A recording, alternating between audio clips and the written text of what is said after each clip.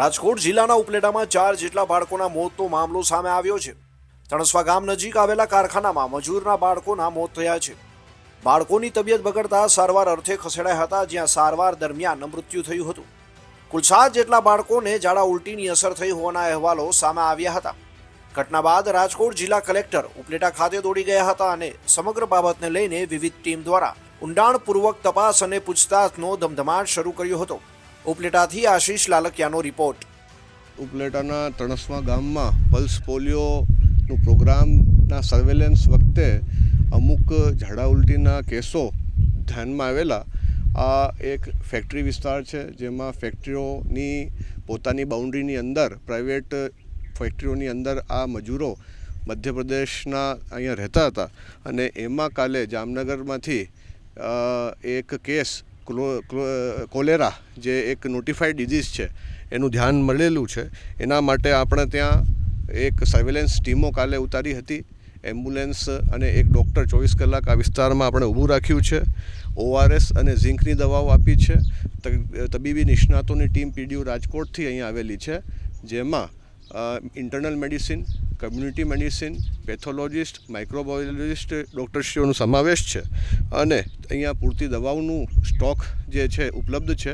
24 કલાક આ વિસ્તારમાં આપણે એક ડૉક્ટરને સ્ટેન્ડ બાયમાં રાખ્યું છે અને બીજું એમને સમજણ આપી છે, પત્રિકા વિતરણ કરી છે। સાબુ અને બેસિક હાઇજીન બધા ઇન્ડસ્ટ્રી લોકો મેન્ટેન કરે એના માટે આજે ઇન્ડસ્ટ્રીયલ એસોસિએશનની મિટિંગ રાખી બધાને તાકીદ કરવામાં આવી છે। મૃત્યુનું કારણ શું છે અત્યારે? મૂળ હવે આમાં જે કોલેરા જે છે એ દૂષિત પાણીથી ફેલાય છે અથવા દૂષિત ખાણીપીણીથી ફેલાય છે। તમામ જે અહીંયા જળ સ્ત્રોતો છે એના આપણે નમૂના લીધા છે। એ નમૂનાઓ અત્યારે લેબોરેટરીમાં ટેસ્ટમાં છે। સાથોસાથ કદાચ ખાણીપીણીથી પણ આ થઈ શકે। અમુક નોનવેજ ખાવાની પણ વાતો સાંભળવામાં આવે છે, તો એનું પણ આપણે આજે એક જાહેરનામું કરી એક બધા ખાણીપીણીની દુકાનો જે છે એપેડેમિક એક્ટમાં અમુક મર્યાદા સુધી બંધ કરાવી અને બધા પોતપોતાનું ઘરનું જ ખાવે એ દિશામાં જાહેરનામું આપણે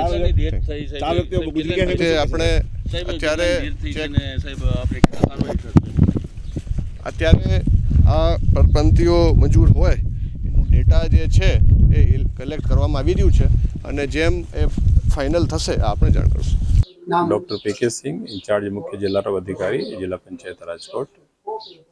जैसा हमने कल भी आपको बताया था, शाम को भी हम यहाँ रात के 12 बजे तक थे और सुबह से भी हम सब लोग लगे हुए हैं। हमारी टीम पूरी रात भी यहाँ पर थी। अभी हमारी मेडिकल कॉलेज से भी आज फिर रैपिड रिस्पांस टीम आ गई है, जिसमें pathology, microbiology, medicine, paediatrician, forensic medicine के डॉक्टर आए हुए हैं और लोकल हमारी जो लोकल स्टाफ है उनके साथ मिलकर के जो भी सर्वेलेंस चल रहा है, वाटर सैंपल भी भेजा गया है। जामनगर का भी सैंपल जो वहाँ पर एडमिट था उसका दाखिल का जो रिपोर्ट जो सैंपल है, उम्मीद है आज शाम तक रिपोर्ट आ जाएगा उसका। तो सोर्स क्या है, ये जो बीमारी है उसका हम लोग बता पाएंगे। बाकी हमारा हेल्थ डिपार्टमेंट साथ में, चूँकि पोलियो भी चल रहा है, आज रविवार है 23 जून, वो भी साथ में चल रहा है, लेकिन इसका भी हम लोग पूरी मुस्तैदी से कामगिरी कर रहे हैं।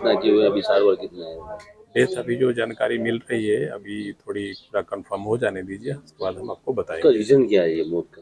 ज़्यादातर कारण हमको लग रहा है कि जो पानी इन लोगों ने पिया है, चूँकि तीन अलग अलग कारखाने से डेथ हुआ है, तो ज़्यादा शक्यता भी लग रहा है कि वाटर सैंपल का रिपोर्ट आ जाने दीजिए, लेकिन वाटर बोर्न हमें डिजीज लग रहा है।